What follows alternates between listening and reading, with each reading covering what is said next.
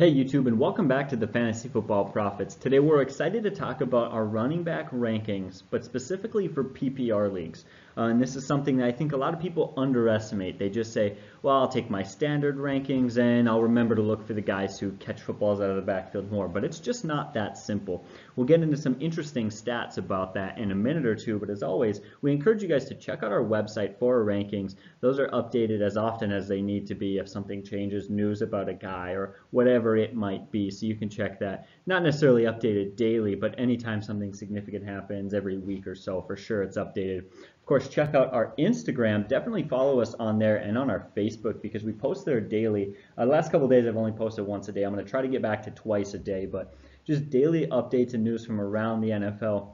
On top of that, some research and some things that don't always make it into the video, and it's just some in-depth stuff. So of course, make sure to check that stuff out. And of course, if you guys are looking for a draft kit, it's starting to be draft season. Click the link in our description down below to get a really nice reusable draft kit with you get kind of like a Sharpie dry erase marker you can put on it. It's very nice. Got the stickers, players' names, and the Fantasy Bros, by the way, free product. I love it. I've done this for years. If you don't do draft kits, you got to do it. It's going to speed up your draft. It's going to be very professional. It's going to make the experience much more enjoyable. So yeah, exactly. Absolutely look at that. But anyways, we can just get right into it. Unless you have something to say, we have to talk about just some interesting stats about PPR. And before we get into it, though, I want to share something real quickly here. I want to reiterate what you just said there before you get into some of the numbers, why it's important, some of the stats that support some of the philosophical beliefs that we have in drafting and in PPR leagues specifically. But I agree with your point at the very beginning. Not all leagues are created equal. One of the biggest mistakes that people make in fantasy is not understand their scoring system, the variance it has from league to league. I made that mistake years ago. I've always had a lot of success in fantasy, but I had been in keeper leagues, bid leagues, a lot of different leagues, but they're all standard leagues. And then years ago, I got invited to be in my first PPR league, and I was really excited. But I didn't really study that closely to the scoring changes and how it was going to affect my drafting, because I thought, like you said, hey, I know football players. I'll make some slight adjustments for the fact that receptions matter a little bit more, but beyond that, I didn't give it a lot of thought. First 2 years, I was kind of middle of the pack. I didn't have a lot of success. I was okay. And then I started to really dive in and realize it does matter. I mean, understanding the nuances of the PPR league and how it affects and how guys are devalued or more valued. Change that. Now, the last 5 years, I've been in the top 3 every season. I'm in the championship 3 years in a row. And so once again, the switch for me was just honestly studying the scoring system and looking at the difference in PPR versus standard. But why don't you get to some numbers that really solidify their understanding and the differences? Yeah.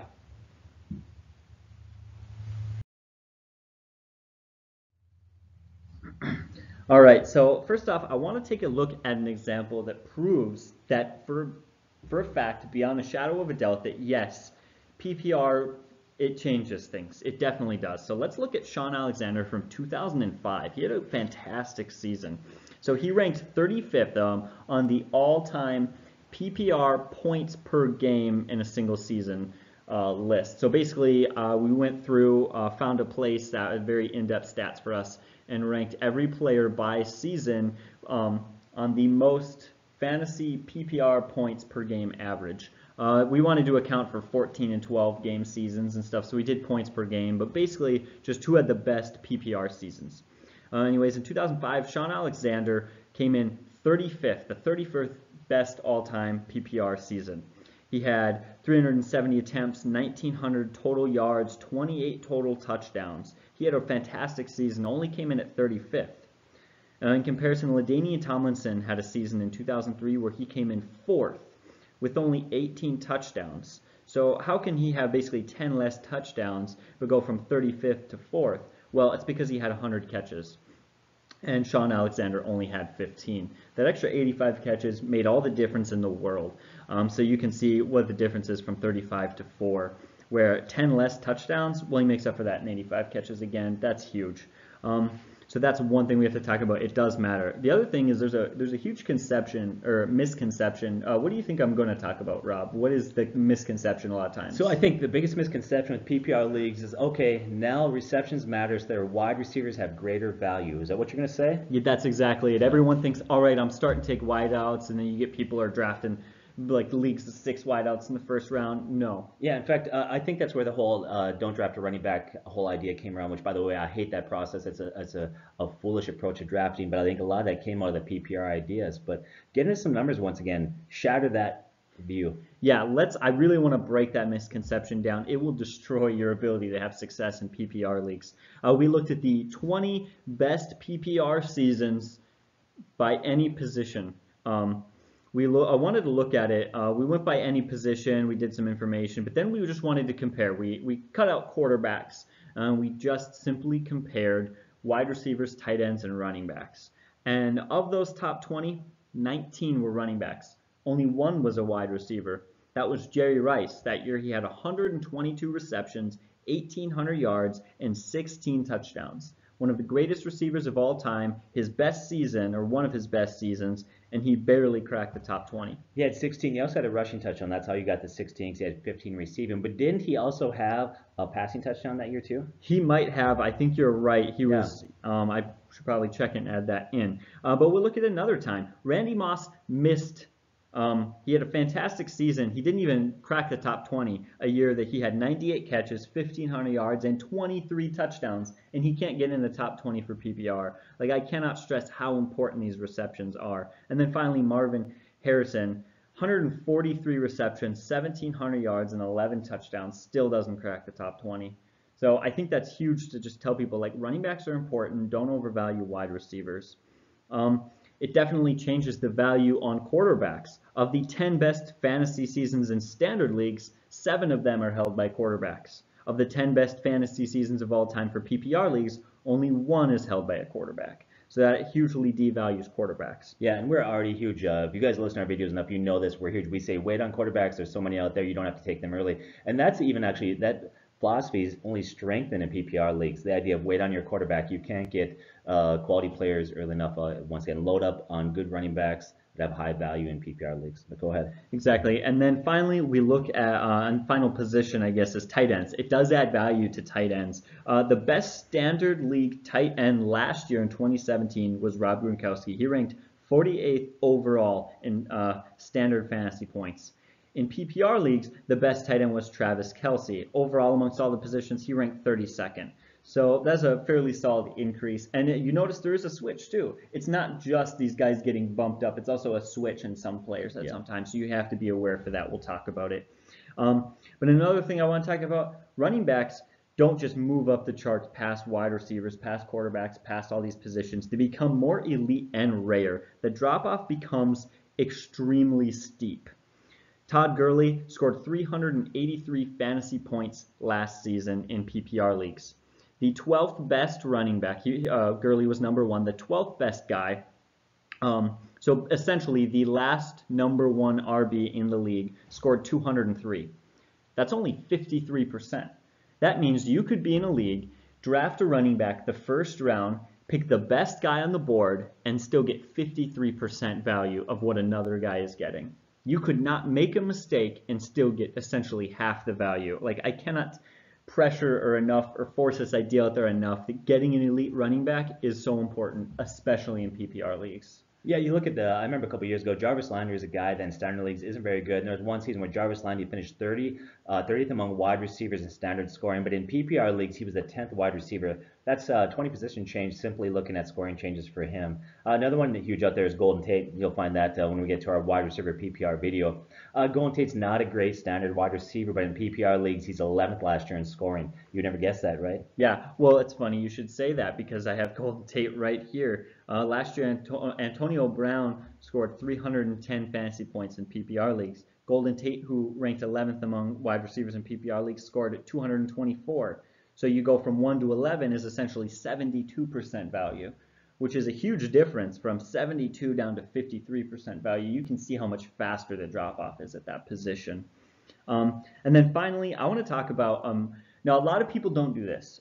We talked about earlier, PPR does matter. It makes a difference. 95% of people aren't going to overvalue receptions, but a few of you will. So I just want to find a little bit of balance and give you guys an example of a time where receptions didn't mean everything. They're extremely important, yes, but do not go far into the deep end because we've talked about how important it is. I just want to bring a little balance into the situation.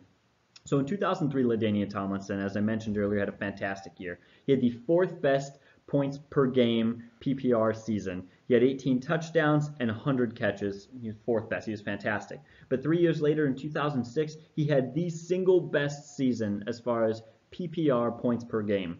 And he had only 56 receptions. He had essentially half the receptions and went from fourth to first. Why was that? Well, he had 33 total touchdowns. And that's just the thing, guys. Touchdowns still king in this. It really is. You still have to find the end zone to make yourself elite. And I want this to balance. This isn't every case. PPR definitely matters. He still had 56 catches, which is still good. But I just want to, temper it a little bit and show a little bit of balance. But again, PPR is so important. Yeah, so to kind of recap what you're saying, understand your scoring system. It matters. There's a huge difference between standard PPR, and even in PPR leagues it varies. There's half PPR, there's full PPR. Some of the scoring will vary for quarterbacks. But here's the other thing: in PPR leagues, don't get the idea that somehow wide receivers have more value. In fact, it's still the very good running backs that have the most value. Quarterbacks have less value in PPR leagues. Understand that, okay? But don't overvalue receptions. We'll get into that a little bit here. There's a couple guys that I thought would drop farther down our standings. A guy like, we'll talk about Jordan Howard, who is the guy's not very strong in the passing game, and yet we'll talk about he doesn't lose a ton of value in terms of where he's at in the overall rankings. But we'll discuss that a little bit. Once again, don't overvalue it. It's important to take that into account, but don't swing that pendulum too far to the other side. Just kind of recap some of the things you have there, and we'll move on from that. Yeah, exactly. I don't want to overwhelm you with this information. If you have to, replay it a couple of times, but I wanted to give you the tools to understand. Simply, quarterbacks and wide receivers lose some value in PPR leagues. Running backs and tight ends shoot up. I love to push early tight ends and get one of those top 4 guys. In a PPR league, you almost have to. So we'll just move on and we can talk about these guys case by case now. So let's just get started with our rankings and our first few guys. I believe number 1 is Todd Gurley. So our number 1 running back that we have is Todd Gurley. He was number 1 in our standards. We do have a little bit of new information that came in today that might change that, but we'll talk about that in a bit. Some of this information is going to be redundant because we shared it in our running back video, but if this is your first time hearing it, I want you to get this information. We do have more in-depth information on our other video, but just briefly, just a few things that makes Todd Gurley the number 1 guy. One, Todd Gurley is very solid in terms of getting the end zone. He's had 35 touchdowns in 44 career games. That's 0.8 touchdowns per game. That's very, very good.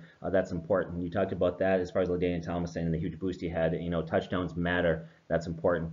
Now, some people have talked, and we've heard this, they're expecting a fall back after 19 touchdown performance last year. There's no way he's going to repeat that. Clearly, he's going to take a step back. Don't make that assumption. It's not unprecedented to think that he could actually improve on that. In fact, I want to show you some guys who actually had huge years in touchdowns and next year improved it. Priest Holmes had 24 one year, followed up the next year 27.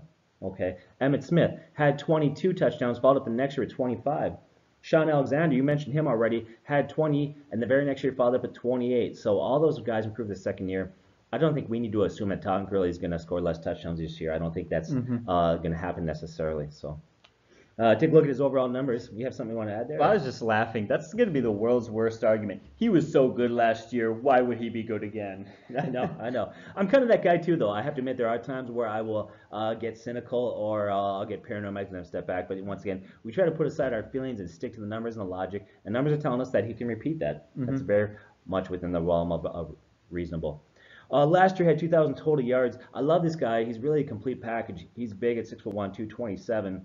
He can handle that workload, but he's also got good hands. So he's a 3-down back. That's so important in the league nowadays, especially where passing becomes such an important part of the NFL game. So you got to be able to be out there on 3rd downs. You got to be able to be out there in passing situations, and he can do that.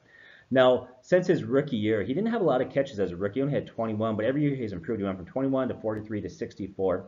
And subsequently, his yards have increased. And then last year, he had 6 receiving touchdowns. There's no real weaknesses in his game. Now, my opinion, some may disagree on me in this, but I think he's good catching the ball in the backfield. I think he's got good hands. I don't think he's quite as good, though, as Bell, McCaffrey, Johnson, or Kamara. But don't underestimate the overall production that he has with TDs, yards, etc. Plus, even though maybe his hands aren't as good as some of those guys I mentioned, he does have good hands. He's just maybe not quite at that level. Now, he did have a bad sophomore year, but like we talked about in the other league, and the other video, I should say, I think you can really chalk that up to Jeff Fisher's bad coaching and Jared Goff being a rookie. I think that, once again, I think we don't have to worry about him having a step back like that again. Yeah, exactly. And we talked about how bad sophomore year was. I guess one bright thing is he went from 21 to 42 receptions that year. So it wasn't like we weren't seeing him make improvements. He was just struggling because of the offense around him. That was, yeah. I love the guy's attitude. Like a lot of guys in the NFL, he's very competitive, and he has a lot of intense. In fact, you watch him; he's doing some really intense off-season workouts. I love when a player has a great year like that, but yet he wants to come out and improve it. He's been working on actually with Saquon Barkley. It's neat watching some of the workout videos. I think also is going to help him. I expect continued improvement from Jared Goff. Last year, Jared was very good, obviously, but in one of our quarterback videos, we did talk about the fact that he struggled against good defense. I think Jared Goff will continue to improve there. And also, the second half of the year for Gurley was better than the first half. He was actually trending upward, so I think that's another good sign. I love they got good weapons around him with Kupp, Woods, Cooks, all of those.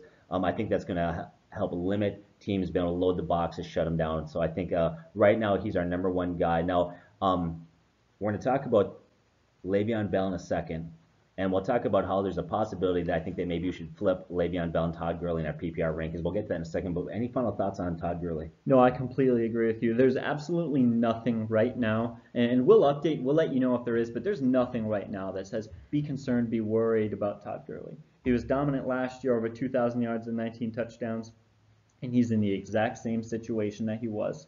He had 3 years increasing with receptions 3 years in a row. Last year, 64 receptions, pretty good. So absolutely nothing to be worried about there. Let's talk about Le'Veon Bell for sure. Yeah, Le'Veon Bell, for me, when he's on the field in terms of production, I think he's the safest back. I think he's the most consistent, reliable when he's on the field, okay? 3 of the last 4 years, when healthy, he's averaged 2,115 total yards.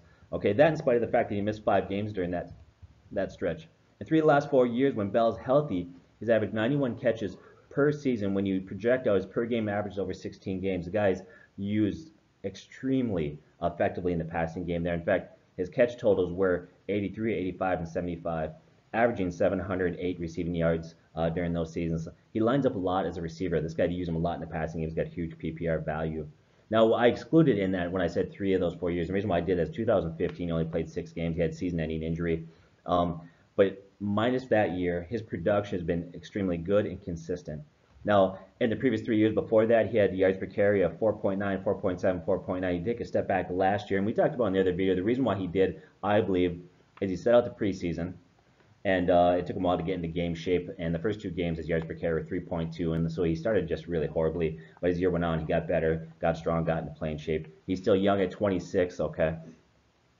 And like I mentioned, his different production, I think, was due to the fact that he missed preseason. It does matter. Go ahead.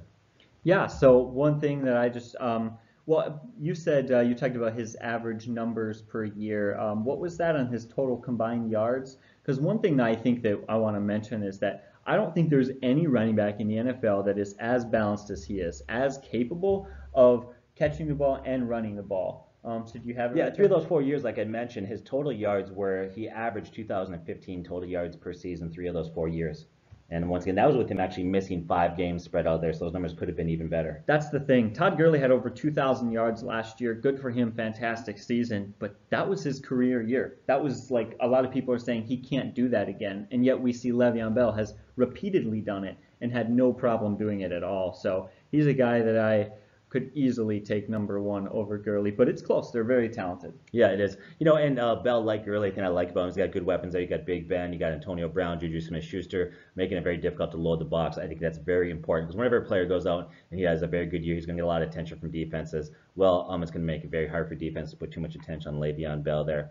Now, in our standard video, our running back video, where we did standard rankings, we had Le'Veon Bell number 4. And the reason why I had number 4 and not number 2 is because he was talking about holding out again. Mm-hmm. Last year when he held out, he missed the whole preseason. The first 2 games he struggled his yards per carry, 3.2 as I mentioned. It took him a few games to kind of get into that groove. Well, now he's talking about holding out again. He's franchise tagged. He wants a long-term contract. So we thought, well, you got to bump him down. But today a report came out from the coach, and the coach believes that they're very close to signing him to a long-term deal, which means he'll report to camp. He'll be in shape. If that's the case, for me, he goes from number 2 to number 1 in our PPR rankings. So. Which is huge because last year, sometimes you hear like, oh yeah, we're really close, this is going to happen, and it's just speculation. But last year, we didn't find out that he signed until the day he signed, until it happened. And so I think that their confidence in this says it really is going to happen. Yeah. They weren't, last year, he waited to sign forever. They weren't like, well, it's going to happen any day now, it's going to happen any day now, and it didn't happen for another month. Like, it really happened pretty soon after we found out, right after we found out. And so this is a great sign. Could happen any day now. Yeah, Tomlin came out today once again. Feels like they're going to sign a long-term deal. So right now we got Todd Gurley, number 1, Le'Veon Bell, number 2. But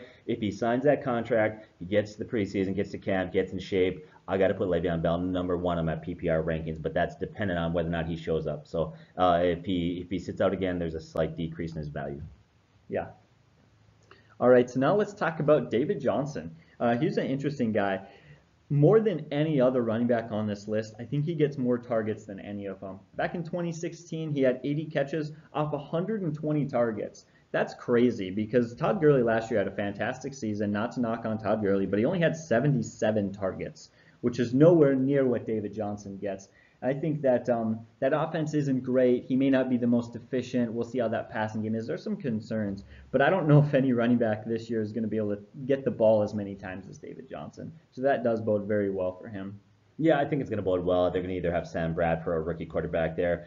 Sam Bradford is known for throwing high percentage throws. He loves to dump it off to his tight ends, his running backs. So I think that bodes well. Or if it's a rookie quarterback there, that also I think bodes well. A lot of times rookies, they'll have more conservative play calling. In fact, a lot of times offensive coordinators will play close to the best of the rookie quarterbacks and have them throw more high percentage throws. So either way, I think he's going to have a high amount of targets in that offense there. So yeah, exactly. There's a lot to like about David Johnson other than the fact that he's targeted a lot.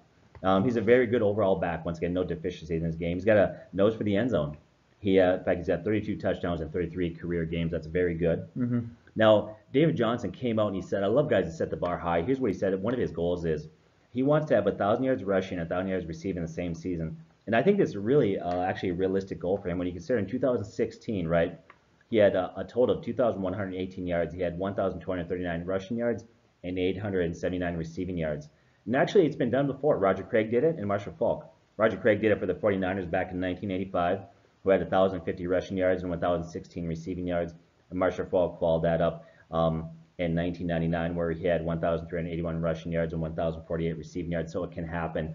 I think there's certainly, I'm not saying he's going to do it this year, but I think it's certainly in the realm of possibility that David Johnson could do that. That's huge value there. I look at his hands. This guy's got great hands, maybe only behind Bell, Kamara, and Christian McCaffrey, although you could argue he's got just as good hands, if not better than them. He had 80 catches in 2016, and last year, in the first game before he got injured, he had 6 catches in that game before he hurt his wrist, which, by the way, the wrist injury is healed up. He's going to be fine. He'll be ready for game 1. Now, listen to what it said about him. It is retired quarterback Carson Palmer. Here's what he said about David Johnson. Now, just before Johnson showed up a mismatch potential, there's a game that he played, okay? And David Johnson had 88 yards and 3 receptions versus Green Bay in Week 16. Here's what Carson Palmer said. He's probably as natural a pass catcher as there is in the game that I've ever seen. The Packers started with a linebacker in coverage. They switched to a safety, and finally they capitulated with a dime cornerback by the end of the game. They just could not cover him out there. You look at all-pro quarterback Honey Badger, how do you say him? Tyrann Mathieu. Mathieu, what is it? Mathieu, I always get it wrong, so I know some of you will be hating on me out there, whatever. Anyways, he went out to say he watched him play, and here's the observation he made. He said, Johnson is a bigger version of Marshall Faulk, okay, for many, a Hall of Famer who's considered to be the best running back with hands. So he said that Johnson is the bigger version of Marshall Faulk. That's a huge compliment to say for him. And then this was by Cardinals general manager. He said his receiving and ball skills are second to none. So for those that play with him every day, they're just astounded at what great hands that he's got. In fact, he goes on to say he's probably the best receiving back I have seen in my entire time in football. Now, the one concern that I have for David Johnson, we talked about this in standard video, is his yards per carry yard down. A lot has to do with bad offensive line play. I don't think it's his fault. Their offensive line was rated very low. In fact, they received a poor rating in sabermetrics. But there are signs that could improve. Last year, there was a big injury to left tackle DJ Humphries. Sounds like he's going to be healthy right now. They also went out and they signed Justin Pugh in free agency, and they drafted Cole in the 3rd round, who started 51 games for Michigan. They think he's going to be a nice fit for that offensive line. So that offensive line will improve, even though they were bad last year. They should make some improvements this season. So once again, David Johnson is a stud running back in PPR leagues. Any thoughts there? No, I completely agree. Let's move on and talk about this next guy who I think a lot of people don't think he should be here, but we've talked about this. Ezekiel Elliott, man, he deserves to be here, absolutely. But I'll let you talk about it. I think you got this. Yeah, for a lot of people, I think Ezekiel Elliott doesn't get a lot of catches per se, not like some other guys we mentioned. He's not a PPR stud. He's only had 58 catches in 2 years. Last year he was on pace for 41. He missed the last 6 games because of suspension. So why do we have him so high if he doesn't get a lot of catches like Bell, Johnson, and the other guys? Well, I think we need to be careful, going back to what you said, not to overvalue receptions. They're important, but don't overvalue that. Consider this, okay, with Ezekiel Elliott. He finished second in fantasy points in PPR leagues in 2016. So in 2016, he was the second highest scoring running fantasy back in PPR leagues. That's a lot to say. So in 2017, okay, when he missed the last 6 games of suspension, at that point he finished finished with 218 points in just 10 games.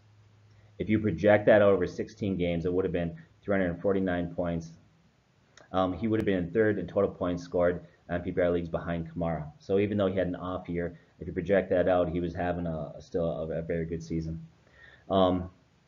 And I think you had mentioned this before, but going back to the top 20 there that we had all-time PPR scoring, only one was a wide receiver, and a number of the running backs in there that were in the top 20 didn't necessarily have a ton of catches. Some of them were sitting at 40, 50, or 60, good number, but not necessarily an amazingly impressive number. But go ahead if you want to. Well, it's like I mentioned with LaDainian Tomlinson between the 2003 and then the 2006 season. You look at it, the 2006 season, he was the best. In the 2003 season, he was fourth.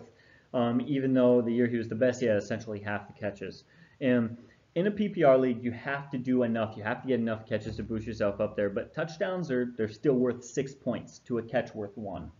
So that's far more outweighs. But also another thing that's really important to remember is that running backs don't come into the league ready for the way the NFL wants to throw them the ball. Ezekiel Elliott has been getting better. Last year he was on pace for fairly self for 41 catches, better than his other years. I wouldn't be surprised if he were to continue in that role. Guys like Todd Gurley and Melvin Gordon show us that running backs, they don't just come in and learn how to catch the ball 80 times. I think we're a little spoiled with Kamara and Christian McCaffrey because it happens occasionally, but most guys take time. I think Elliott's one of those guys. He'll step it up this year for sure. Yeah, Elliott had a fall in production last year, but I think a lot of his struggles, as we mentioned before, were contributed to the fact that from week to week he didn't know if he was going to be suspended. I think it makes it very difficult for him to prepare for a game mentally and physically.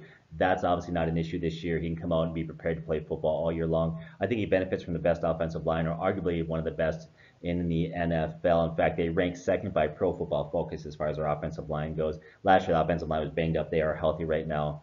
And the last 6 games before his suspension, he was averaging 118 rushing yards per game. That's actually production that projects out to be 1,888 rushing yards. So that's really good. I think that about sums it up. When you look at the one concern is, well, can that passing game do enough? Well, Dallas right now is currently, we'll see if this actually happens, but there are a lot of reports that they're trying to trade for Tyler Eifert. Tyler Eifert's been a touchdown machine. He's been a fairly good tight end for the Cincinnati Bengals. That could be a great addition to help open up that passing game with Michael Gallup, with Allen Hurns. And who knows, maybe Dak Prescott picks it up a bit this year, and that could actually seriously increase Elliott's yards per carry and his effectiveness. Yeah, I agree. That's a big point. One thing we did mention, he's another guy who finds the end zone an awful lot. He's got 25 touchdowns, 25 career games, so that's a major issue. He's a big physical back, so he's going to get carries in the red zone. So, so I think he's a guy that we have sitting right now at number 4.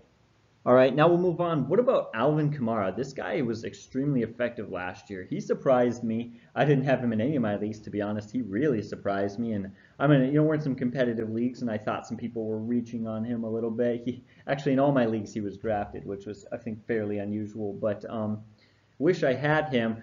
Why is he here? Or why is he not higher? Why is he at the spot, I guess? Yeah, looking back last year, I passed up on this guy, and part of the reason why I did is, he looked great in the preseason. All the reports where he was doing excellent, but he did have a few guys in front of him. They had Adrian Peterson and Ingram, and that's why I kind of stayed away from the guy, but he was so good that eventually they traded Adrian Peterson away and his season took off. He was electric last year. Finished the yards per carry of 6.1. That's an amazing yards per carry. He gets 13 touchdowns, 81 catches, and 826 receiving yards. That's a phenomenal number. Like I said, 81 catches for a rookie. Forget that. 81 catches for any running back is really, really good. He had over 1,500 total yards. That's amazing when you consider the fact that, like I said, first few games of the season, he was third on the depth chart behind Adrian Peterson and Ingram. And obviously, they traded away Peterson. His season took off. I think I moved him up a little bit in my rankings with the Ingram suspension. I think it does increase his value, but I think you need to be careful there. I think it increases Alvin Kamara's value. Some people are having him in the top 3 or 4. I just don't see that. I think even where we have him right now is maybe a little bit of a stretch, but that's where we have him landing. And the reason why I think that the Ingram suspension is going to improve his value slightly, but not a ton, is this. I don't think the Saints are going to allow Kamara to wear down too much. He's not a big back. He's not small, but he's not a big back per se. And they're not going to allow him to become a running back that's going to get 20, 25 carries per game. He's too important for them in that passing game. And so when Ingram does come back, which, by the way, he's only going to miss 30% of the season, when Ingram does come back, you know he's going to get a lot of carries to keep him rested. So I think that lowers Kamara's ceiling slightly.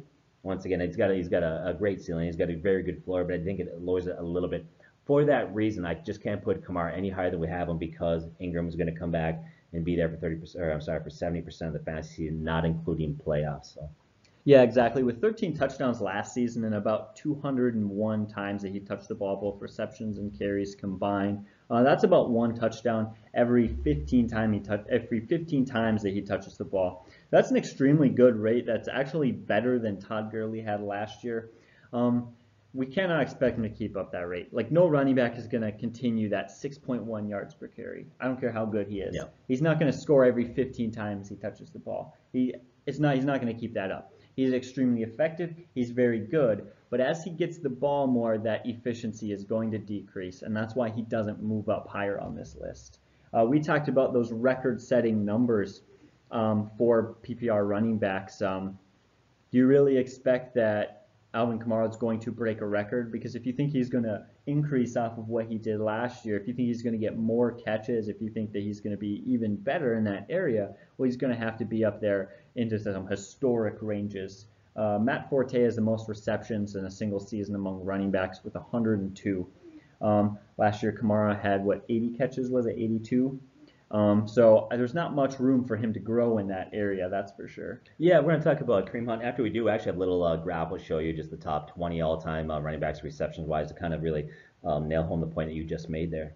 All right, so now let's talk about a guy that I've been pretty hyped on. I'm excited about Kareem Hunt. A lot of people don't think that he has PPR value, but he's still in the top 6, so why does he? There's a lot of reasons why. He's a guy that's, I think, honestly being ignored, overlooked. I'm not sure what the hatred on this guy is this year. He's going in 2018 season as a feature back. He's highly involved in all aspects of that offense. He's a 3-down back in every sense of the term. Last year, he won the rushing title with 1,327 yards. He had 11 TDs. He had 53 catches and 455 receiving yards.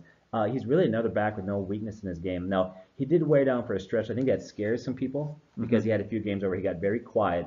One, that's not uncommon for a rookie, but two, Andy Reid really took the credit not only for Hunt struggled, but the entire offensive struggled during that time. He admitted that he made some mistakes and they should have adjusted, that they didn't.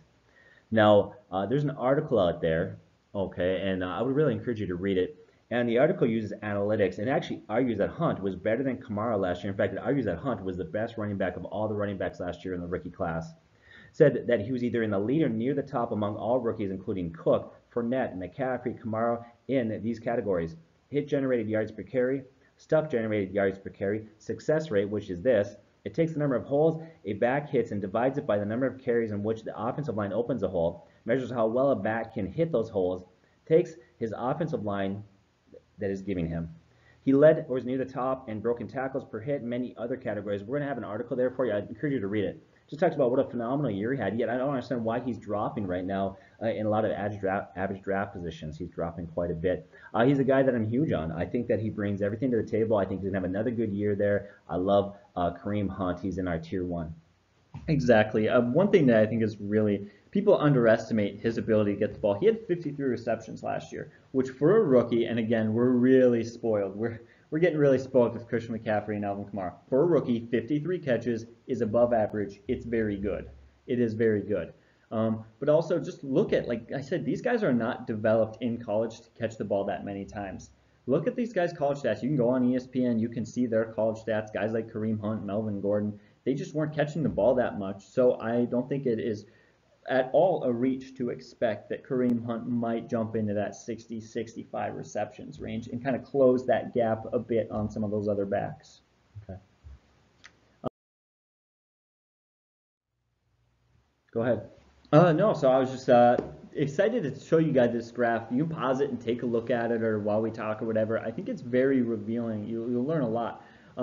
First of all, it's interesting how many non-Hall of Famers are on that list right there. Yeah. Like Larry Centers is on there, Roger Craig is on there, Steven Jackson's on there. A lot of guys who aren't necessarily bad running backs, but they're not phenomenal running backs. Yeah. What do you think we learned from that?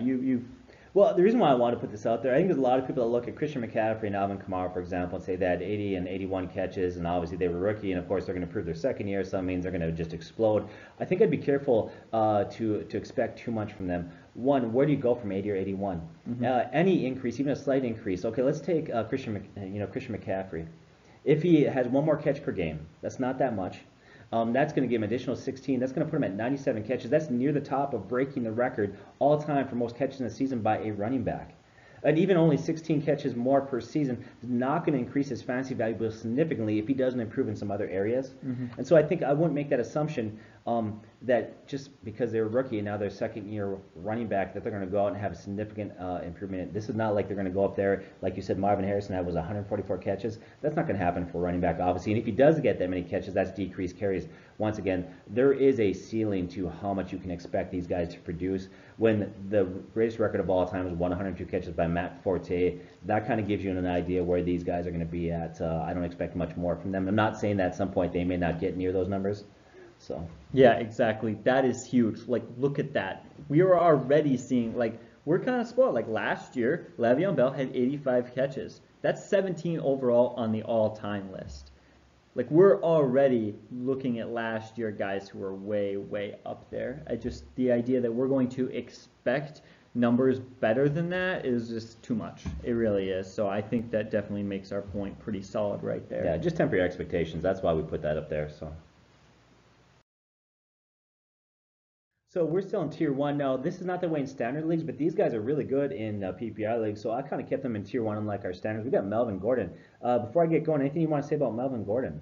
Underrated, for sure. He's a guy who's slipping pretty far. I really liked him. I used to not like him, but for going further and further, the more I do in-depth research, the more that I like this guy. One thing that people don't recognize, last year he ranked 6th in reception and 5th in targets. I mean, that right there is far more than people expect. A lot of people don't see him as a big guy for that. Another thing, of course, that we like is over the last 2 seasons, he's averaged over 1,000 yards, 12 touchdowns, 50 catches, 447 receiving yards. He's been extremely, extremely productive. I really like him each of the last 3 years. You may want to touch on this, but each of the last 3 years, he has increased his ability in the passing game and what he's been able to do. And, of course, the Chargers signed center Mike Pouncey, which is a really nice addition to that offensive line. Which should definitely help. But I don't want to talk about too much. Rob, what do you have to say about him? Yeah, for me, he's a guy that when you first look at his yards per carry, that's concerning. His on-field production was not great per se. We called him a volume play, but I think there's some reason why he struggled there more than just simply his ability. But he's really a safe play, and it's really hard to ignore his numbers. Now, last 2 years, he's averaged 1,051 receiving yards, or rushing yards, I should say, 12 TDs, and 50 catches, 447 receiving yards. That's what he's averaged the last 2 years. That's a very good numbers across the board. He's really solid. Here's the biggest thing, too. This is really true of any fantasy player. He's got no real competition. Some people will point out Austin Eckler, but let's be honest, these guys are going to use change of pace, third down, to give him rest. Austin Eckler is not going to have a significant impact in his carries. Melvin Gordon is the guy there, undoubtedly. I think another thing is you continue to see improvement in the passing game. The coaches have talked about how there's so many things that he can do now that he couldn't do when he came in the league in terms of being involved in the passing game. When he was at Wisconsin, he only had 22 career receptions. 22 career receptions, like you said before, he wasn't used a lot, so this is kind of new for him. But he's come to the NFL, he's worked really hard at it, he's become a very good pass catcher out of the backfield, and I think you'll continue to see him improve it and grow in that area. In fact, the coach's offensive coordinator, Ken Wenzenhut, said that Melvin can do so many things, he's a good receiver out of the backfield, and he changes the game for us. I think he's safe, I think he's a solid pick. I think what I would call him is a guy with a high floor, maybe a lower ceiling than some of the previous running backs we mentioned, but this guy's really, really good. All right. Yeah, I completely agree with you. I don't have much more to say on that. I love the guy. Super hyped on him. He'll probably fall in your league, so take advantage of that. Let's talk about Saquon Barkley now. There isn't a whole lot to say about him. We don't have all these NFL stats and all these things to say about it. But, man, did he kill the combine? Does he look impressive? People love him.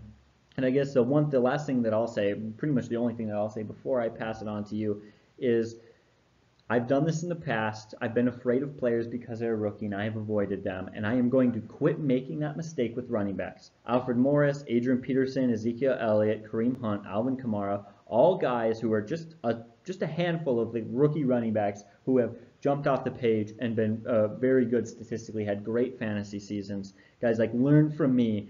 Don't wait on Ezekiel Elliott. Don't think that Ezekiel Elliott's a second-round pick. These guys, these rookie running backs, can be first-round talents. Yeah. Yeah, so go back to Saquon Barkley. You're right. He's a stud. He has no deficiencies in his game. He's a three-down back in every sense of the term. He couldn't have landed a better situation. He's got no real competition there. The Giants struggled last year. The offensive line was a mess, but they've made some huge moves in the offseason to improve that through free agency and through the draft. I also think he's got great weapons around. We talk about how important that is to take away the attention from the defense so he doesn't see a lot of eight-man boxes. You know, you got Odell Beckham, Shepard, Ingram. He's not going to see a lot of eight-man boxes, I don't suspect. We had mentioned before, like, a season of 1,500 total yards and 10 plus TDs is really nothing for this guy. I love him. I can't remember last time a running back left college and came in the NFL that looked as complete as this guy looks right now. This guy's killing it. All you hear over and over and over is how amazing that he is. Eli Manning added that Barkley has picked up the Giants' offense quickly.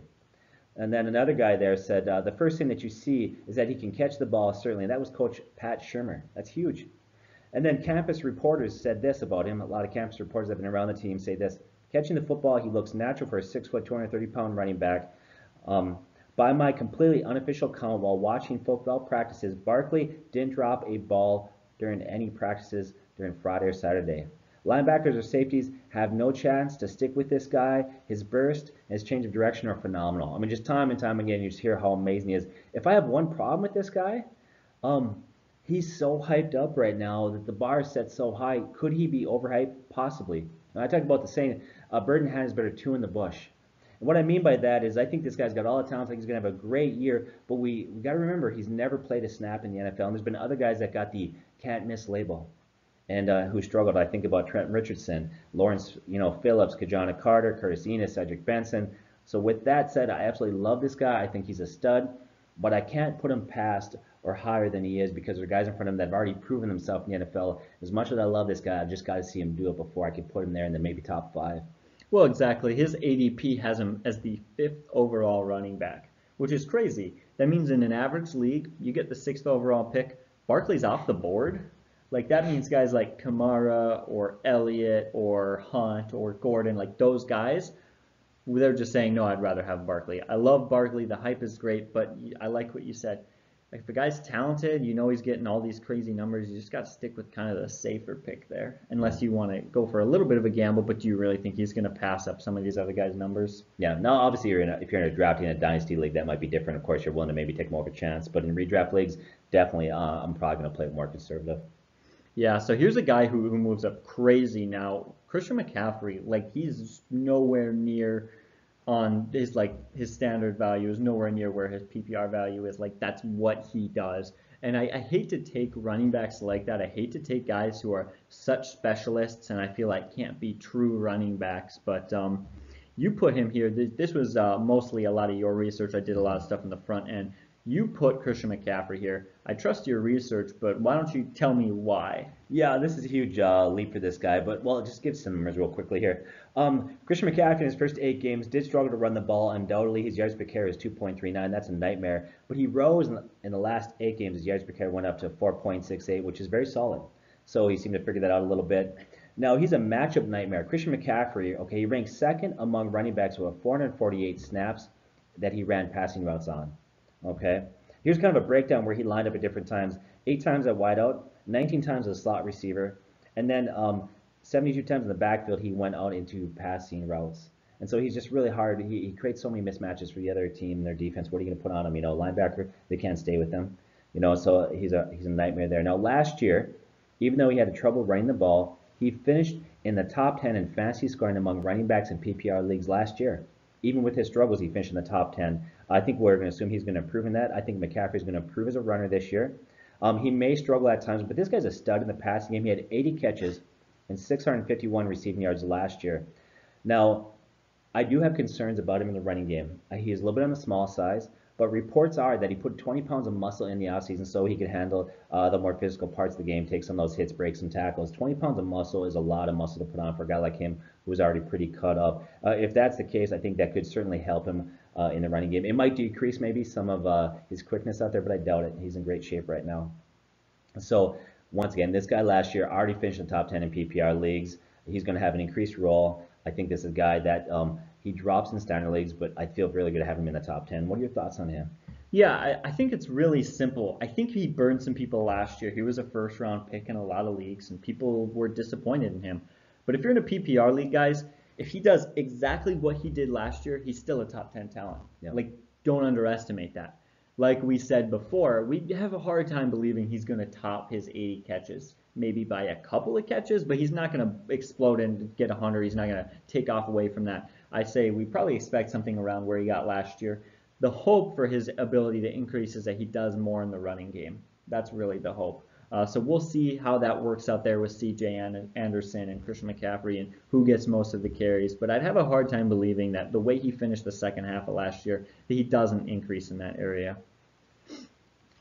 All right, now let's talk about a hometown player, Dalvin Cook. Here's a guy who people are like, he's going to explode, he's going to be awesome, or he's going to be a bust. Like, I'm hearing so many things all over the place on him that even myself, doing lots of research, I'm a little bit torn on this one. But what do you think about him in PPR leagues? Yeah, hopefully it's not my homer, being a homer here. I'm blind to what's going on here. But I put that aside and take a look at his numbers, look at what he is. I think this guy's going to have a good year. Dalvin Cook was explosive before the injury last season. He finished with a 4.8 yards per carry. In 3 of the 4 games last year, he had a yards per carry of 5.6. He was 3rd in the league in rushing heading into week 3 before he tore his ACL. So up to that point, he looked great. He showed good hands and instincts in the passing. He may drop a few balls, but he did secure 10 catches through the first 3 games before his injury. That pace would have given him 54 catches for the year. I think hitting 60 catches for him is a very real possibility this season. Here's why. One, they're going to use him a lot in the passing game, and the departure of Jerick McKinnon. Okay, those targets are going to have to go somewhere. Jerick McKinnon had 51 catches in that offense last year. I think a lot of those targets are going to go to Dalvin Cook. If you look at last year, you look at his average points per game, okay, and you take that over 16 games, he would have finished 8th in running backs in PPR leagues for scoring. That was what he was projected to do, was finish 8th. And so the guy's got all the talent in the world. The only concern I have for him is really durability. Coming out of college, the only concern for him was really durability and injuries. And of course, he goes out this year and he gets hurt. So everything points to him being ready for OTAs. They said he's recovered. He's way ahead of his recovery schedule. He's cutting. He's looking great. I think he's a guy that I like quite a bit, but I have to admit that if you get him, you're going to want to handcuff him. Mm-hmm. Absolutely. I think one thing that scares me is he had 5 drops in the first 3.5 games. That is a quarter of all the Minnesota Vikings drops throughout the entire season last year. Now, I imagine that's just kind of a bit of those, butterflies in the stomach for a rookie. A lot of times, I watched all the drops actually, and a lot of times he was catching it about to get hit, and he kind of panicked, and he looked upfield, he's trying to dodge, and he's trying to do too much. We saw this a lot with Victor Cruz back in the day when Victor Cruz was a big wideout. That was a big knock on him, one of the few times that Cruz struggled. But I think that should get better, but it does scare me a little bit. However, again, McKinnon's gone. He leaves 53 catches. I think one thing is that he was on pace for 44 catches last year, Dalvin Cook was. But if he drops a few less balls, that pace increases, and he was on that pace with McKinnon there. McKinnon was getting catches while he was. It's not like McKinnon wasn't playing at all while Cook was there. So, yeah, he's definitely going to step forward, 55 to 60 catches. I could definitely see that range. And especially effective catches towards the end zone and the red zone, lots of things like that. I think he could be very effective. Yeah, I think it's going to be a huge boost for them. Some of you would disagree with me, but I think the addition of Kirk Cousins is going to help keep defenses honest. For me, Kirk Cousins is far and away a better option than Case Keenum. I love what Case Keenum did for the Vikings last year, but apart from last year, Case Keenum hasn't had a great career. I think a lot was Pat Shurmur. I like Kirk Cousins there. I think it's going to help a lot. Well, on the subject of Kirk Cousins, he loves to throw to his running backs last year. Chris Thompson. Chris Thompson had 39 receptions through 10 games. That puts him on pace for 62 catches in 16 games. So those kind of targets now go to a guy like Dalvin Cook, who is just a better running back, I think, in my mind. I could be wrong, but I don't think that's a stretch. I would say 90, 95, 98% of people agree with me. Dalvin Cook is better. So I'd like to see what he can do with that quarterback situation there for sure. Now we can move on. Let's talk about Leonard Fournette. How far does he fall down in PPR leagues? Yeah, he's a guy that you got to drop down maybe a little bit, but he still holds a huge value up here. He's a former first-round pick, 4th overall. He had a very good rookie year, finished with 10 touchdowns, over 1,000 rushing yards in just 13 games. He had some huge games last year, even in the postseason against the Steelers. He had 6 games last year with 100 rushing yards in that game, although he did at times have inconsistency. He did disappear for stretches. He had some injuries. There were some concerns there. In the offseason, Leonard Fournette says he lost 11 pounds. He wanted to get back to his college playing weight. He thought he's quicker and faster there. That's important, and so he lost some weight. That helps quite a bit. My biggest concern for him right now in production is really Blake Bortles. I know some of you out there like Blake Bortles. I got some concerns. Last year, Leonard Fournette faced more loaded boxes than any running back in the NFL. On 49% of his carries, he faced 8-man boxes. So I'll tell you what defensive coordinators think about Blake Bortles and Leonard Fournette. So I think that's concerning, but I think he's got too much talent to ignore. I think he's what I would call as a volume play. The Jags force-fed the rookie running back last year for 268 times in 13 games. That's 20.6 average carries per contest, fourth most in the NFL. Now, the one thing that I think hurts a little bit, I think he actually could have decent hands, can be developed into a decent running back in the passing game, but Yeldon there keeps his PPR ceiling lower. Yeldon averages 50 catches per season if you average out his catches per game, so I think that hurts Leonard Fournette's ceiling a little bit there. So. Yeah, I completely agree with that analysis. I think that about sums up. He loses a little value in PPR leagues, but he doesn't lose a lot. 36 catches last year, on pace for 44. Isn't terrible. It's just not enough to keep him from falling at least a little bit. And I think that's really it. The situation there is definitely a concern for sure. But he'll be one of those guys who'd be less efficient, but more bulk should make up for that as well. Yeah. What about Devontae Freeman? Yeah, Devontae Freeman, look at the last 3 years. Okay, in 45 games playing, he's had 35 touchdowns. He's another guy who finds the red zone quite a bit. 2015, he had 14. 2016, he had 13. That's really good. Those are impressive numbers, especially when you consider he's only 205 pounds. Now, he's averaged 54 catches the last 3 years. In his best year, he had 73 in 2015. That same year, he was first in fantasy scoring among running backs in PPR leagues. He had a huge year, led all running backs there. He was far away. The next running back after him was Adrian Peterson, was quite a distance back in terms of his scoring. So concerns I have for him, he's a smaller back at only 206 pounds. And sometimes that can lead to durability issues. And last year, 2 concussions. Of course, we live in the day and age where CT is such a big issue and concussion is such a big issue. That is a bit concerning, the concussions.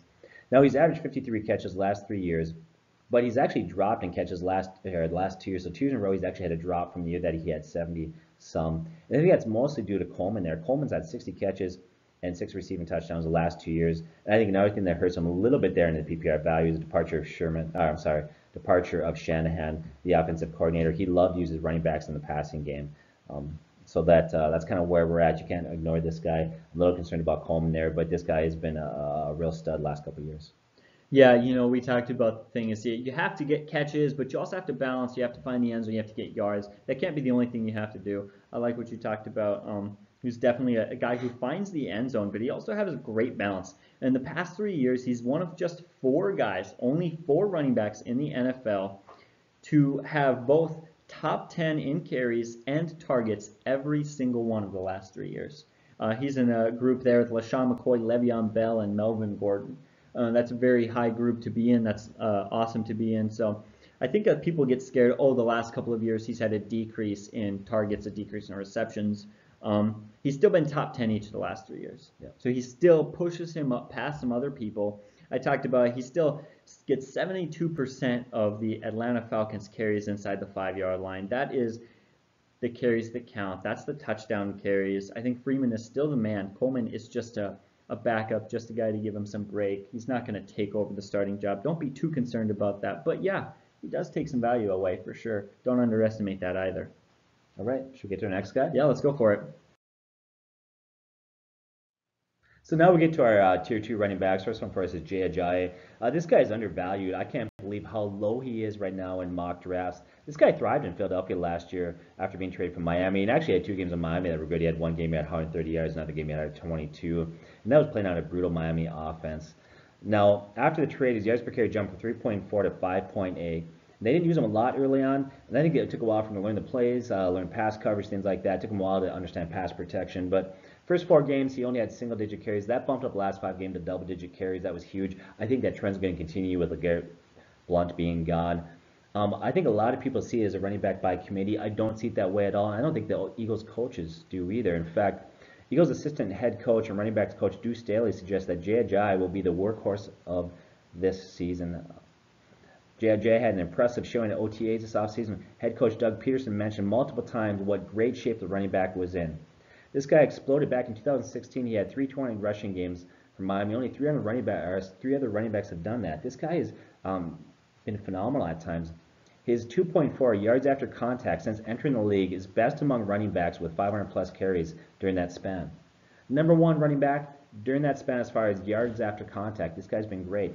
He doesn't have great hands, but he's got solid hands. So he's more than just a two-down back. He can be there in passing situations. So I think that's important for him. I think getting Carson Wentz back's help make sure that defense are going to focus on Carson Wentz, not J.J., obviously. I think this guy's going to have a good year. I think 1,600 combined yards and 10 to 12 TDs is very much within that realm of possibility. He's still only 24 years old. I think he's got a great opportunity here, and he's being overlooked. Now, he's not a big PPR guy. He's not going to get 50 or 60 catches, but I think his overall production is going to be excellent. Yeah, I completely agree with you. Just a few things to tack on there. I want to go back to 2016. 2017 was just a hard year to evaluate his talent. You're switching teams, you're playing for a terrible team, and then you're kind of working into a new role on a new team. Let's be honest, it's just hard to measure his talent from that year. So we look at 2016, he averaged 6.36 yards per carry against 8-man boxes. He's such a physical runner. He had 901 yards after contact in 2016 and forced 58 missed tackles. That was most in the NFL in 2016. I mean, what an effective running back. He's forcing missed tackles. Even if you're hitting him, he's still just running over. He's just going to keep getting yards. Even if you stack the box, he's going to get 6.36 yards per carry on against you. He's not a fantastic in the receiving game, but he's just so effective on the ground. He just is. So now what about Dion Lewis? Yeah, so Dion Lewis is not a big back, so with his size, he's not going to be a guy that's going to get 200 carries a season. I think somewhere around between maybe 150 to 175 carries is going to be about what you expect there, but he's going to be used often in passing situations. And you're going to see this year he's going to get a bump in targets and catches playing for the Titans. Now, last year he didn't have a ton of catches, but remember he played for the New England Patriots. They had so many other guys there. They had Rex Burkhead, they had James White. Those guys they loved to use out of the backfield. They had a ton of catches. Plus, they have a plethora of other targets, other guys, wide receivers that they could use there. Now he goes to the Titans, who don't have a ton of wide receivers. Henry doesn't have great hands. I think we're going to see a huge boost in Dion Lewis's targets and catches. I think he's going to be a huge play in PPRs, a little bit lower in standard leagues. Now, you look back, this guy has shown that he has great hands, can be very productive in passing game. Back in 2015, okay, he had 36 catches in 7 games before a season-ending injury. That pace will put him on 82 catches for the year. He's having a phenomenal year. He's very good in the passing game. Now, Henry might get some goal line carries, lowering his value a bit. But last year shows the type of ability he has. He can be productive. That's kind of where we have him there. Dion Lewis, we have him right after J.J. Anything you want to add to that? Yeah, I think one thing to add is that if he moves up into this role, he simply has to get the ball more than he did last year. He was good last year, but he just didn't get the ball enough to be ranked quite this high. So the question is, how can you measure how effective he'll be on more carries? Well, efficiency is really the way to do it. And efficiency in the passing game, he was great. In fact, he led the NFL among qualifying players with the best catching percentage. 91.4% of the time he was targeted, he caught the ball. So effective last year. In the red zone, he had 35 attempts for 142 yards and 6 touchdowns. The effectiveness is there. He's getting the job done. Now he just needs to get the ball more, and I think Tennessee's going to do that. He's got great hands. He's shown he can do it. Now he plays for a team there where there's not a ton of weapons. He'll get the ball. Last year, New England, once again, they had so many weapons. They spread the ball around so much. I think he's going to have a big PPR year. Yeah. All right, so now here's another guy. Jordan Howard, not a huge PPR guy, definitely dropped down. Yeah, I'm going to give you some stats, things we talked about before, and then I'll get something around that. Hopefully I'll put in perspective why you have to be careful not to overvalue reception. So he's only 23 years old. He's had 2,435 rushing yards and 15 touchdowns in 2 seasons. That's really, really good when you consider how many 8-man boxes this guy faced. In 2017, he was second behind only Leonard Fournette. 43% of the time that he carried the ball, he faced 8-man boxes, and yet he still is being very productive. I think that's going to improve this year with the new coach, new offensive coordinator, Mitch Trubinsky's improvement. I think that's going to help take some pressure off. I think you'll see an improvement there, less 8-man boxes. In his rookie season, 2016, no rookie running back forced more missed tackles on running plays than Jordan Howard. You never get that because he seems like a big physical back that runs over guys, but he's actually very elusive. He was voted by fellow NFL players, okay, his peers, in the top 50. Actually, he was voted 20th overall. That's a huge statement of his talent. Many experts consider him, and maybe not the best overall back. There's so many other backs out there that can do so much, but the best pure runner among running backs.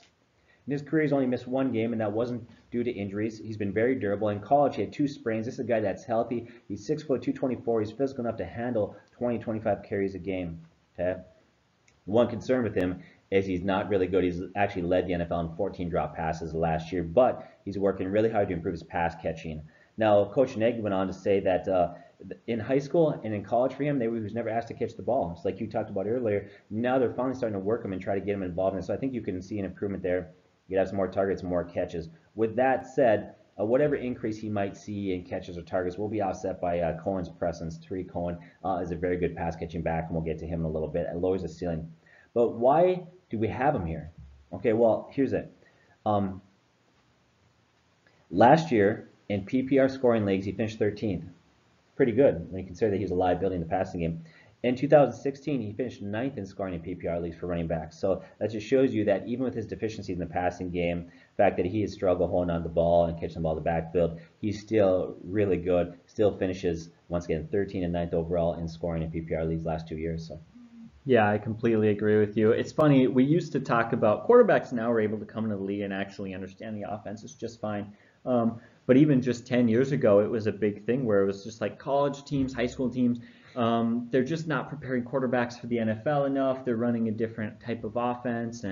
But now as quarterbacks are starting to get used and come in and be quicker and quickly be better in the NFL, it's interesting how we're seeing running backs like that, where they're just not used to this style of you're going to have to catch the ball a lot. You're going to have to do both. And so that's something that I think for at least for the next few years, we will see where running backs will come in their first year and not catch nearly as many balls as they're going to the rest of their career on average. So that's something to kind of temper your expectations or to understand going into the future. What about Alex Collins? Now, he's a guy who isn't known for being huge in a PPR league, but last year, week 9 on, he was on pace for 41 catches over 16 games. So he's not terrible.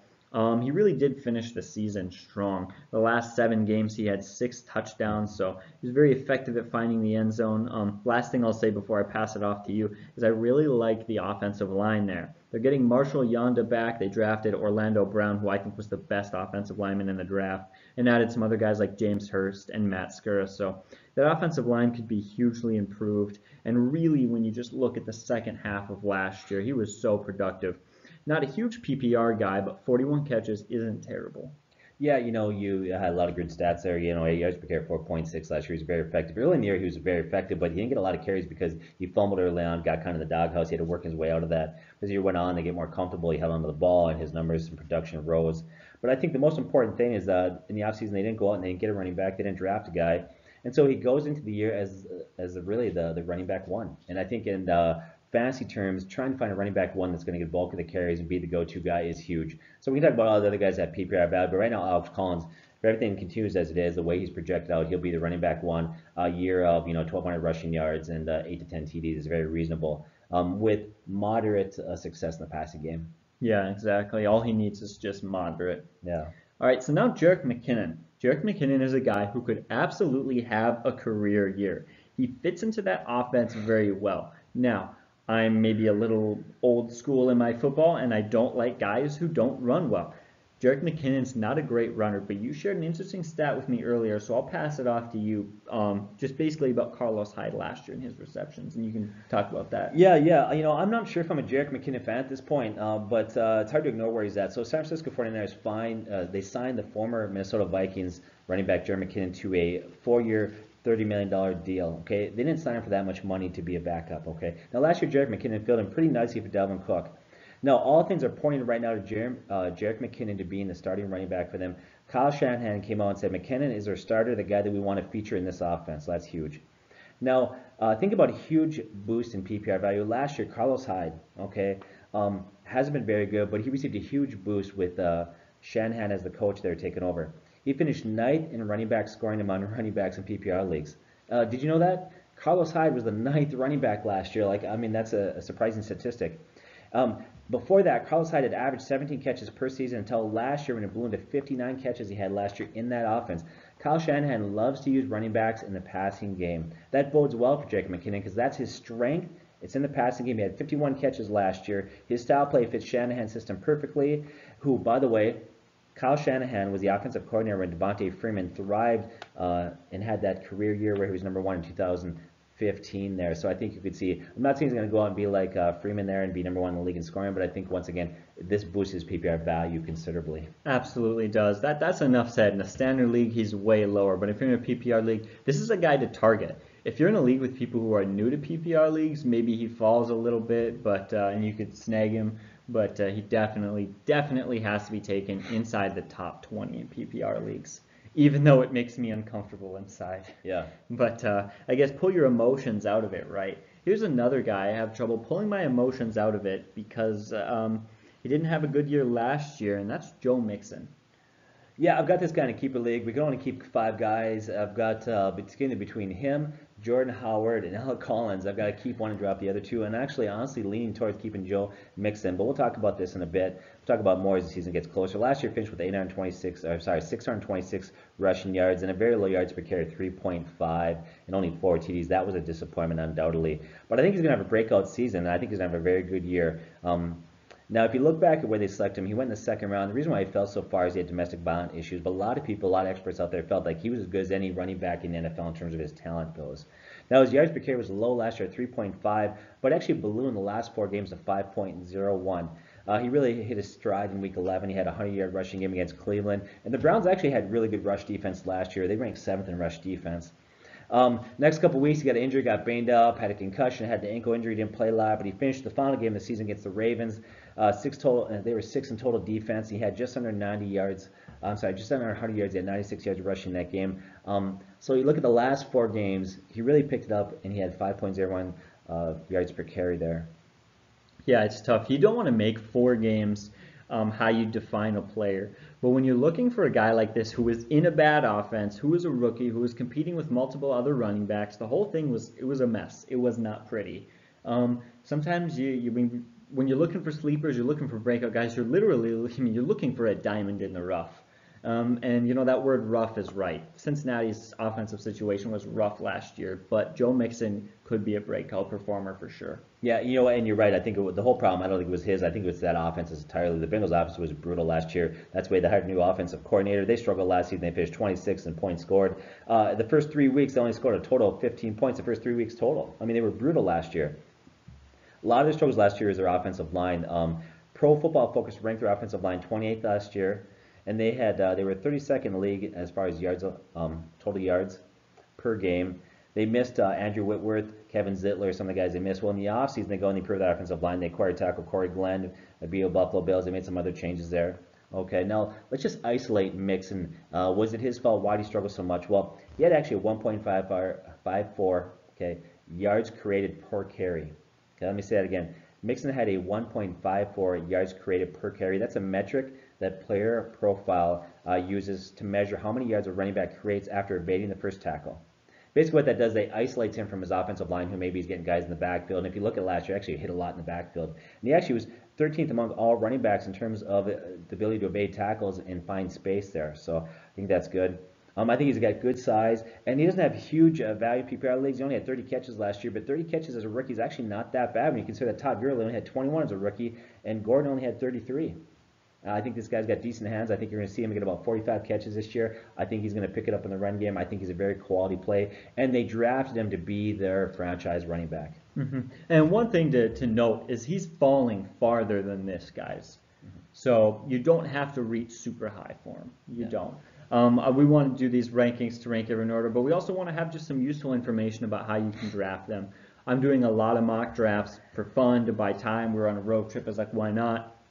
In a lot of times he's falling in the 4th and the 5th round. He's going pretty late for running backs, and so, you know, definitely a guy to take who could definitely outperform where you'd have to draft him at. But yeah, I like that solid information. Let's move on now to our next guys.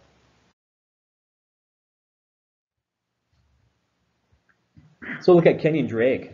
Kenyon Drake, in the last 5 games, when he's finally handed the starting role, okay, he averaged 18 carries per game, 88 yards per game, a total of 440 yards during that stretch, and a yards per carry of 4.88. He was great. He also had 17 catches during that same time. On that pace, over 16 games, that would have been 54 catches. This guy looked great down the stretch.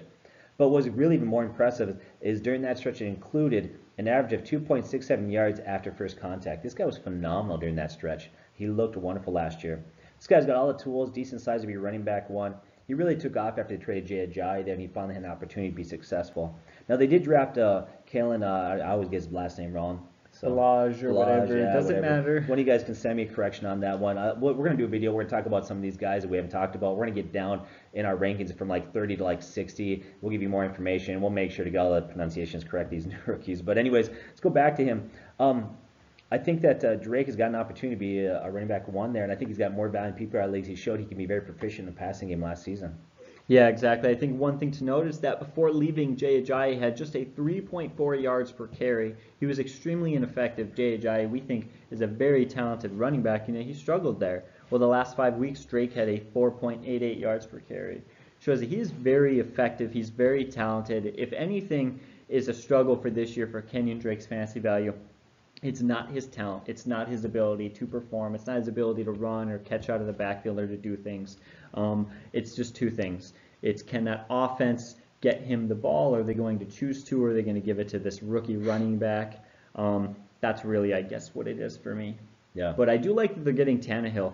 I think Tannehill's a slightly underrated quarterback. He had a couple of years with a over 90 quarterback rating. Look into Tannehill if you guys want. He's actually a fairly good quarterback, far better than the quarterback situation they had last year.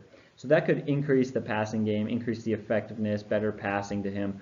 Who knows? Maybe that all works together and Kenyon Drake has a good year. Yeah, we look at Drake. I think he's got a lot of potential, but there are question marks there. Just about everybody that we're about to talk about has question marks. That's why, if you notice, we're now into our Tier 3 rankings. But Tier 1, Tier 2, these guys just have more question marks, but a lot of these guys have huge potential and could, if everything falls in place, if they stay healthy and everything works out, could move into the Tier 2. Some maybe even crack in Tier 1 if everything falls in place perfectly. So look at Mark Ingram. Now, Mark Ingram, if you look at his career, he really disappointed in the first 3 years. But he's developed into a very good running back. His yards per carry the last 2 years have been excellent at 4.98.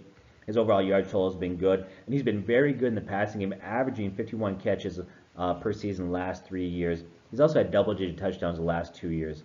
Those two, you look at Ingram and Kamara last year, they had historic seasons together. They combined for 25 touchdowns, 139 catches, 3,094 total yards. Now, the one concern I do have is, one, he's going to be suspended 4 games, but two, it's going to be hard to keep that production. That was historic production. I know defenses are going to probably spend a lot of time studying film in the offseason, look at ways to slow down that running game there a little bit. I also think that Kamara, even before the suspension, would probably have a little bit bigger role this year simply because he's younger and looks more talented. I think that lowers Ingram's value. Now, once again, he's suspended for 4 games, but he will be back for 70% of the fantasy season, not including playoffs. And he's far too talented to ignore. And he's far too involved in the passing game to just pass up at this point. So even with all those question marks, we had to put him there. Yeah, exactly. With Alvin Kamara and the insane hype on him, like the hype is real. And the suspension, a lot of people are really hating on Mark Ingram, and they forget some interesting things. Last year, he finished 6th in fantasy points, 7th in receptions, 5th in rushing yards, 1st in rushing touchdowns. Like, he was just all around. He had a great year. So I think that a lot of people are going to underestimate him. They're going to wait too long. Maybe capitalize on that. Sure, you might not have one of your best running backs for 4 games, but 7th in receptions, guys. A lot of people last year were like, well, Kamara is the receiving back, he is the running back. No, he does both. He does both. And so, yeah, there's a lot working against him, but he's still very talented. He's too talented not to throw on your roster at some point in that top 24 range. So now we can talk about Sean McCoy. He was certainly higher than this before recently. Yeah. You know, Shaun McCoy is a great running back who's had a great career. One, he's 30 years old. That's usually when running backs begin to decline quickly. His yards per carry last year were 4.0, probably a sign of things to come. I think another thing that hurts LaShawn McCoy is the weapons around him. You're looking at quarterback either Peterman, Allen, or McCarron. None of them are proven quarterbacks. Their wide receivers are very weak. And that's very easy for defenses to focus on shutting him down. With that said, you can't ignore this guy. He's had a great career, 441 career catches, 6 seasons with over 1,000 rushing yards. He's had 3 seasons, double-digit touchdowns. He's just too hard to ignore, even at the age 30. He's very involved in the passing game. But here's why we dropped him down. You guys probably already know this, but update on July 10th. Reports begin to come out. that there's accusations of PED use, domestic violence, some graphic photos of his ex-girlfriend where she claims that he set her up, and it's an ugly situation right now. The NFL is launching an investigation. So for that reason, you add the fact that his age, the bad weapons around him, and now the investigation, we really had to lower him down quite a bit. So. Yeah, exactly. You look at all that news, and that is really too bad. It's unfortunate. It definitely lowers his fantasy value. But even apart from that, like you said, he's 30 years old, 4.0 yards per carry. Last year's not great. You always want to lead the NFL in some sort of statistic, except sometimes you don't, because there are a few statistics you don't. And LaShawn McCoy held two records last year. Most rushes for negative yards, 55, and most total negative rushing yards on those carries, negative 133. So he was really struggling. That wasn't necessarily his fault. That may have been the offense, the coach, the offensive line. May have been a lot of things, but it doesn't matter. It's not looking great for him. That'll probably continue this year. So, now we've talked about LaShawn McCoy. What about Lamar Miller? He's a guy who actually moved up recently. Yeah, move up for a couple of reasons. Although I'm not a big Lamar Miller fan, I'll be honest with you, I think it's some real concerns. He's had a steady decline statistically since 2014. Okay, that year his yards per carry was 5.1. It dropped after that to 4.5 to 4.0, and last year career worst 3.7. If you watch Texans play last year, he looked slow. He lacked explosiveness. There's a lot of reasons for it. We talked about in other videos how the Miami coaches back news there felt like he just couldn't handle the extra workload. As his workload has increased, his numbers have gone down. If you look at last year, probably the biggest concern I have is Foreman last year looked great until he hurt his Achilles. Now, recovery from Achilles injury it takes a while, and it's very difficult to recover from that. For that reason, it sounds like Foreman's probably not going to be ready for the start of this season, and you've got to bump Lamar Miller up, even though he's at a steady decline statistically.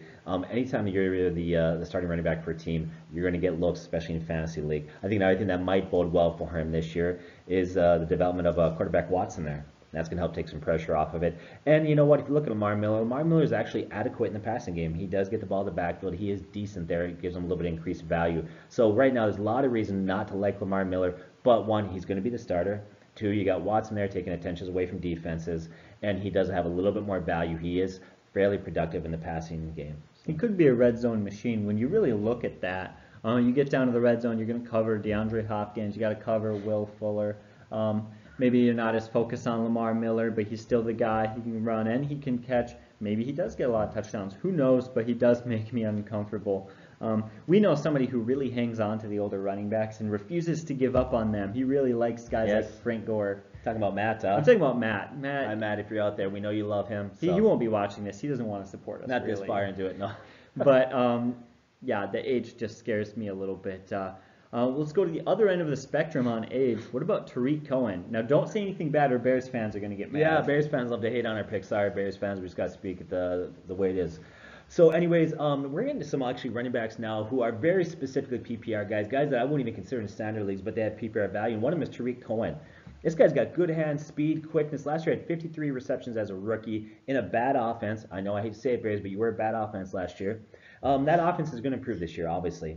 I think that Mitch Trubisky is going to step up his play. He's going to develop. I think the addition of Nagy as a coach is going to improve that offense. Going to create more offensive plays, more yards. Some of them will go to Tariq Cohen. I think a year, looking at where he's at, how they're going to use him, that offense, all those things, I see a year of 65 catches, 650 yards is well within reason for Tariq Cohen, not including his rushing yards. Now, the one concern I have for him and why I think it might limit his ceilings, he could become very much like a Darren Sproles because of his size.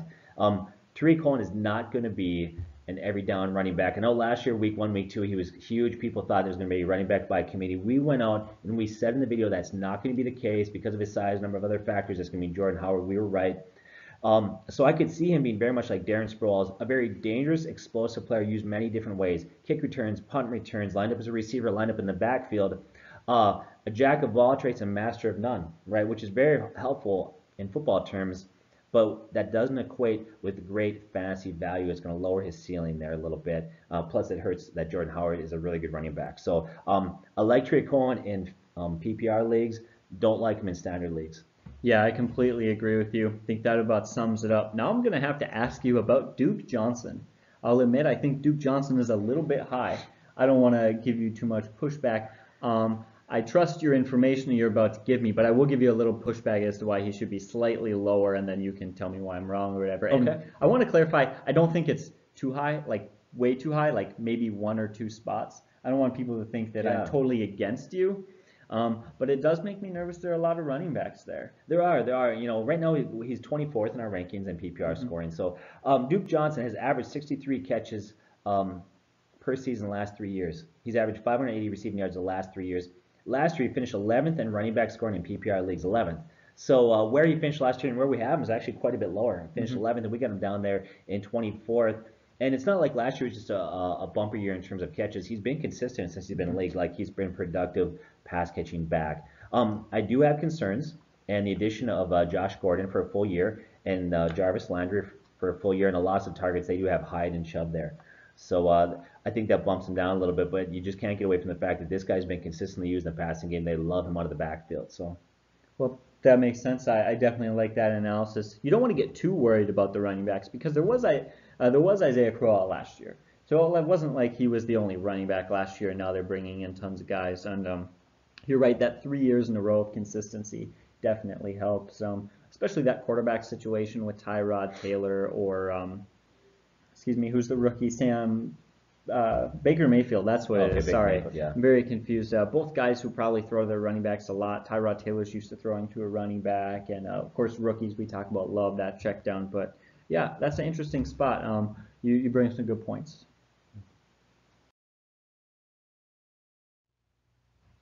So we'll get to Chris Thompson. This guy was having a great year last year. His season got ended with a season-ending injury. He was on pace for 470 rushing yards and 816 receiving yards with 62 catches and 10 touchdowns before his season-ending injury.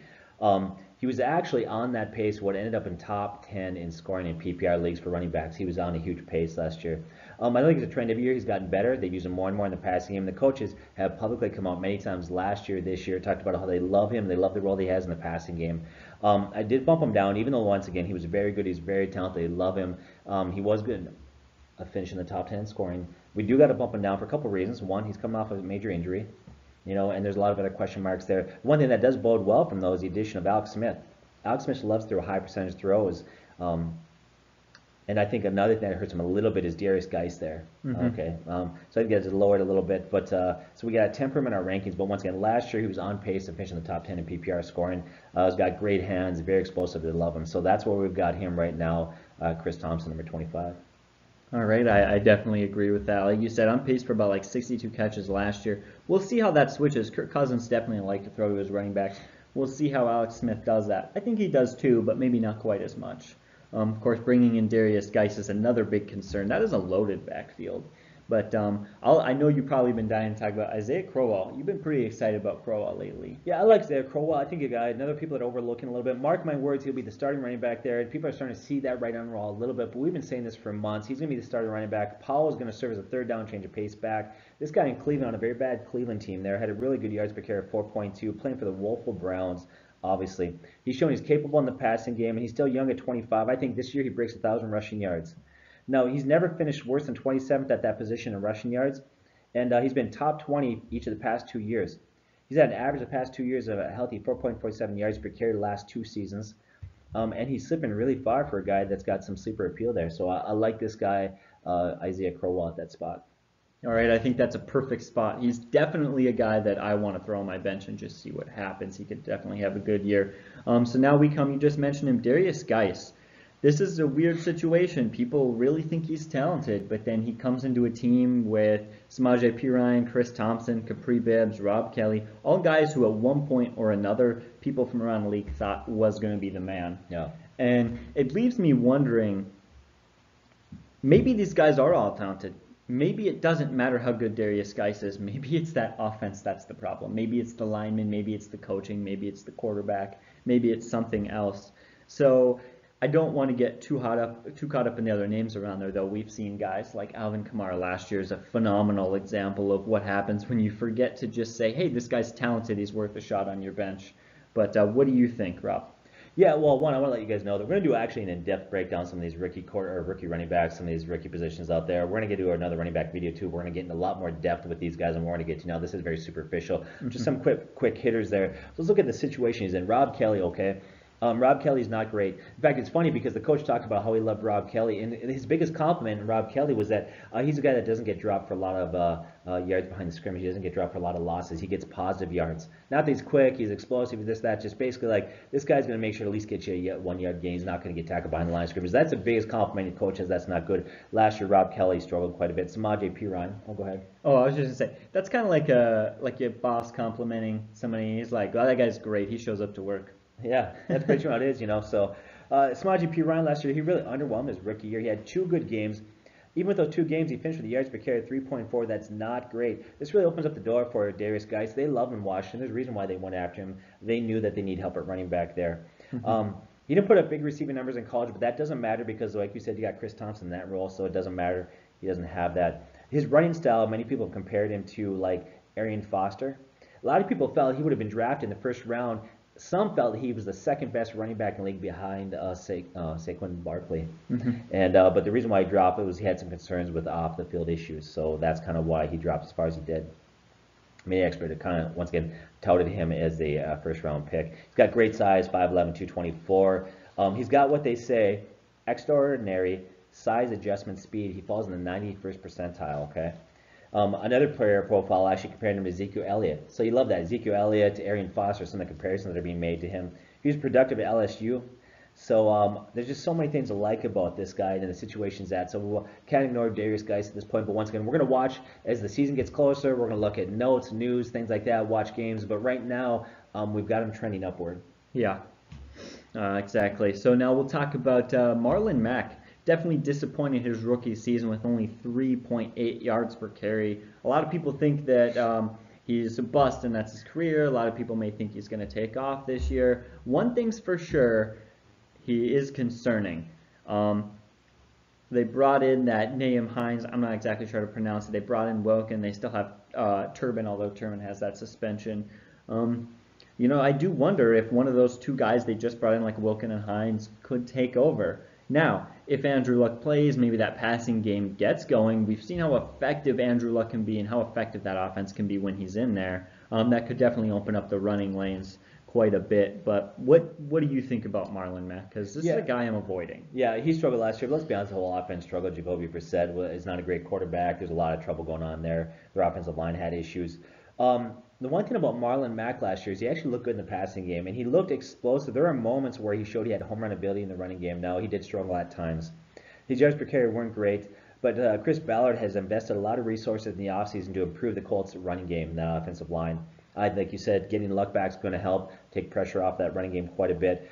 But here's where I sit right now. I'm not a huge Marlon Mack fan currently, but in PPR leagues, because he has good hands, he's shown he can be effective in passing. He's going to bump him up a little bit. And currently, and this is the big one, he sits as the number 1 running back on that team, and that's half the battle is opportunity. So right now, unless things change, he's going to go into the season as the starting back for that team.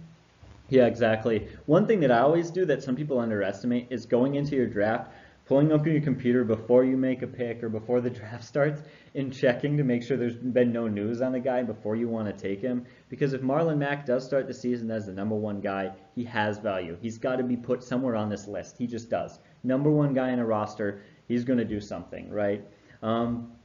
Until we hear that he's lost that job or somebody else has taken over, you got to give him some value for sure. Yeah. But what do you think about Sony Michel now? Yeah, I'm not going to get great detail. This video is sitting at an hour and a half. We want to wrap it up, and we're going to do another video. We're going to get to really deep with these guys and give you some just deep information. But just my superficial thing here, he's drafted pretty high there. It's hard to ignore this guy, especially that offense that's very good. Concern I have is a lot of people are thinking, okay, they brought him in. He's going to become their bell cow. But it's been a long time since New England's had a running back like that. You have to go all the way back to Corey Dillon. Some of you know who he is. They love to spread the ball around a lot. You look at White is out there and Rex and many other guys. And so I like this guy. I think he's very talented. I think he landed in a good situation, but I think he's got a lower ceiling because of the way New England loves to spread the ball around and use many different weapons. So you got to have him in your top 30, but I'm a little concerned about those of you that have him going in top 20 at this point. Yeah, well, one thing we talk about, Deion Lewis had a great year last year, but it took him like 3 seasons to work his way into that role. That offense is so complex, it's so difficult, and there are so many weapons that it takes a while to kind of earn your spot on that roster. He would have to be very, very impressive to do have the sort of numbers that Deion Lewis had last year. Just simply, Belichick doesn't want to commit to one back. And so I think that's really all I have to say for Sony Michel. A lot of people are going to take him earlier than I'm willing to take him, so in a lot of leagues, I'm just not planning on having him, honestly. I'm just expecting that he won't come to me. What about another rookie guy, Ronald Jones Jr.? Yeah, so playing for Tampa Bay, Peyton Barber right now currently stands as the running back one, and they're a depth chart. All that's probably going to change. They're going to give him an opportunity to run the ball first, second downs, but he's just a plower. He's a big physical back. Ronald Jones is by far the more explosive, more talented running back, and certainly better and more productive in the passing situation. The one concern I have with him, he's a little undersized. And so I think that he's a guy that's probably not going to get 20, 25 carries a game. I do see him probably getting maybe 10 to 12 carries a game with, maybe 7 or 8 targets in the passing game. So he's a guy, because of his hands, because of his quickness, I think has greater value in PPR leagues. But we'll have to monitor that situation, because the Buccaneers are saying going into training camp that Peyton Barber is going to be the number one guy. I think that's probably going to change, though. Yeah, if you guys are watching at this point, leave a comment down below if you've heard anything about Ronald Jones Jr. We'd love to hear more about what he has done in training camp. But that's it right there. That's our top 30 guys. As always, we thank you so much for watching this video. Of course, leave a comment. Tell us what you think. We really appreciate having you here. You guys have a great day, and God bless.